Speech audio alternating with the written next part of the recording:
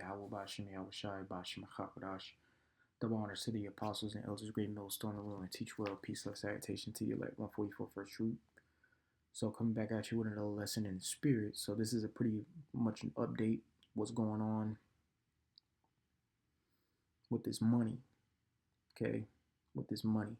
So it says stablecoins threaten global financial stability. Central banks warn. This is coming from the Times.com. Says Bank of International Settlements, or BIS,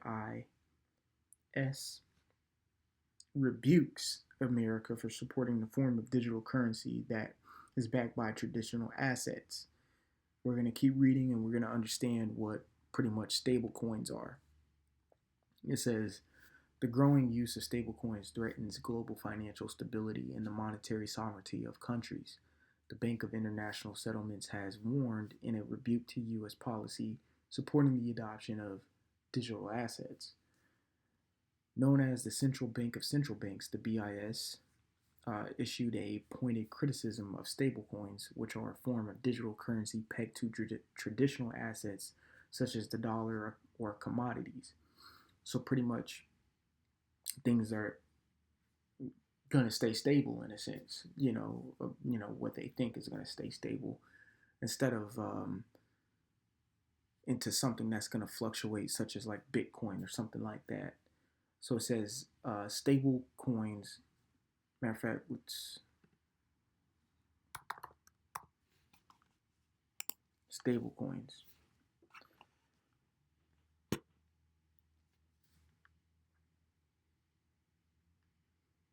So it says stable coins are a type of currency, a cryptocurrency designed to maintain a stable value relative to the reference assets, such as fiat currencies like the US dollar, commodities like gold, or a pool of other cryptocurrencies.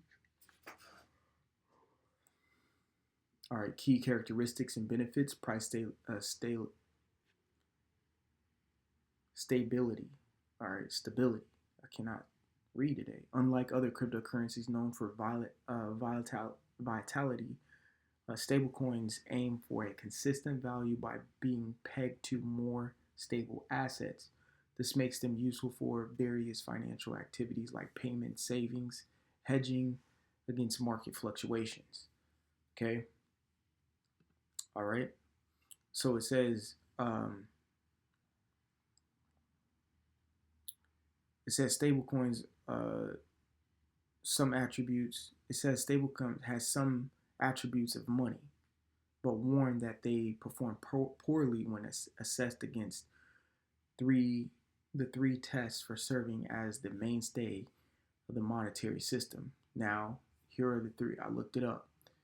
So this is what, according to the Bank of International Settlements, say the three key things that are tested when it comes to monetary systems. Singleness. So this refers to the ability of money to be issued by different institutions and still be accepted by everyone without hesitation at par value. In other words, every unit of a specific currency should have the same recognized value regardless of its issuer, ensuring smooth transactions in a unified economic landscape. It says this test elasticity. This test relates to the system's ability to scale liquidity effectively to meet the demands of large value payments and transactions, ensuring the obligations can be discharged in a timely manner without gridlock. All right. Look up gridlock.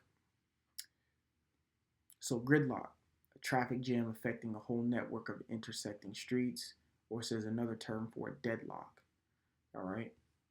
So pretty much ensuring that the obligations can be discharged in a timely manner without any interruptions, pretty much. It says an elastic monetary system can adapt to changing economic needs and handles large-scale financial flows smoothly. So pretty much what that's saying too is the elasticity is it's like the flexibility, okay? Because think of like a rubber band, it can flex, okay? but it can contract and come back to its normal state as well. So pretty much being flexible to the economy on how the economy changes. Okay? It says integrity. The test This test focuses on the ability of the monetary system to safeguard against illicit activities such as financial crime. It says a system that passes the test offers robustness and security, protecting against illegal practices and ensuring the system remains sound and trustworthy.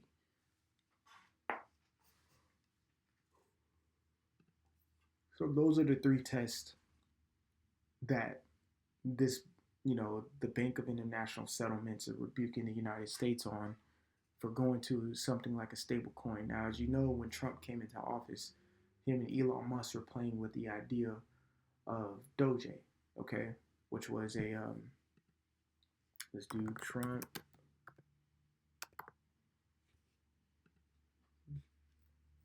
Doge.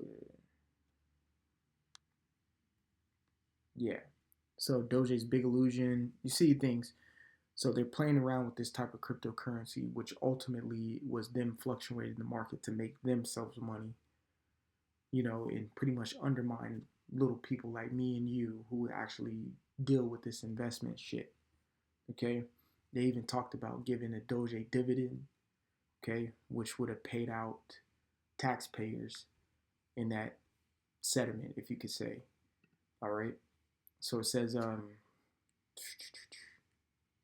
stablecoins as a form of a sound money falls short without regulation pose a risk to financial stability and monetary sovereignty. It said the BIS intervention comes after the U.S. Senate passed a bill known as the Genius Act that would create a legal framework for the digital assets and require them to be backed by liquid assets such as the dollar or U.S. government bonds. These are things that they're doing on the back end that are going to totally change the dynamic on how we spend money, make money, how we buy things, how we sell things. Now, what does this sound like? Of course, it sounds like Revelation, the book of Revelation. I know we speak about the MOTB, in that CHIP that's supposed to come through. We see the wars and rumors of wars, World War III is amping up, but the MOTB has to come. But that that that RFID chip really heavily works off monetary funds. The scriptures say it's right here in Revelation 13 and 16. It says he caused it all, both small and great, rich and poor, free and bond, to receive a mark in their right hand or in their foreheads. The mark of the beast heavily deals with monetary actions. So there has to be a switch in the monetary world there needs to be a switch in the monetary world that happens to make people buy and sell in a different format that they can regulate. So going back to the Times, this article, of course, the three assets, the three tests for surviving, us for serving monetary system, okay, or to pass the mainstay, the singleness, the elasticity, and the integrity. Of course, all of that is going to be compromised due to the fact that they want to control it optimally. All right, they want to have full control of it, and that's coming by the way of the MOTB. They control your money, they control your assets, they control what your money goes into, they can control the value of your money. They can control the value of your money. So they can probably hack into what you got and mark your value down.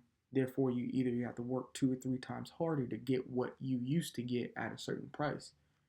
This is what it's coming to.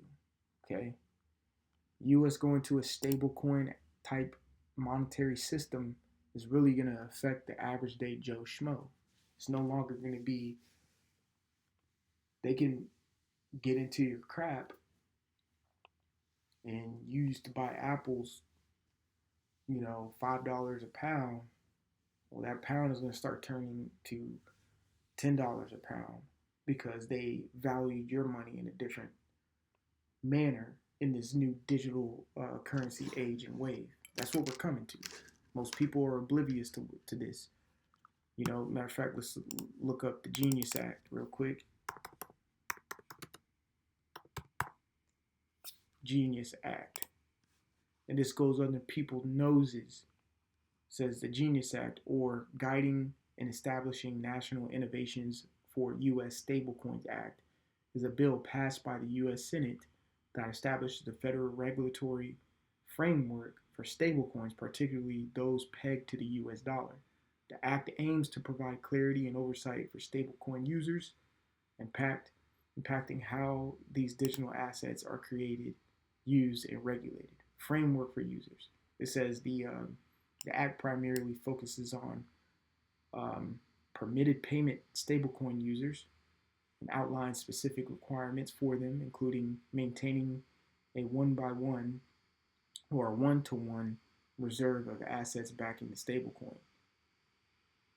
So it says banking provisions. The bill allows banks to to custody stablecoins in their underlying reserves, and it permits banks to issue tokenized deposits.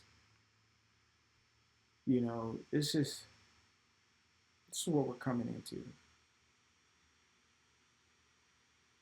A new world order for sure. The just like we seen, at first it was cash. 2001 hit. They went to more. They started transition into a cashless society. Now we're hitting the 2020s. In this decade, it's starting to turn into from the cashless. They're going into more of a digital crypto society, which can be more ran ultimately through a biometric system. That's what we're seeing right now. So pretty much from cash to digital to biometric is how the money is changing over the decades. And we're seeing it now. We're going through a transition. There's something big going to happen to make this all move so everybody falls into the trap. Well, like the scriptures say, the sheep leading to the slaughter is what these Edomites are doing, the self-proclaimed white man, because he's the one controlling the bag at the moment. All right, so this could be a way that the MOTB gets, well, this is a way that the MOTB is going to get initiated, but they're going to need something big to initiate it, and they're going to use this war that's going on in Russia and Iran and Gaza, all that shit. They're going to use this war to initiate that big scare, possibly, to the people. I'm speaking as a man right now. To the people, to get them to line up to do this biometric system and get these stable coins in, going through the system and get people buying and selling with those so they can regulate it better and they can see what you buy and they can tap into your funds. It's kind of like almost when they freeze an account or something, but in this sense, they can determine the value of what you have. Whew, it's going to be some wild work. And then they're going to present that MOTB, man. I'm just speaking as a man. So Lord willing, this is edifying. I want to give all glory, honor, praises to you. How we bless you, double honors to the apostles and elders, great millstone in the room. Teach well, peace, of salutation to the elect 144 first fruit. Until the next time, shalom. Like always, repent for Yahweh Shai is coming back sooner than what me and you believe. All right, shalom.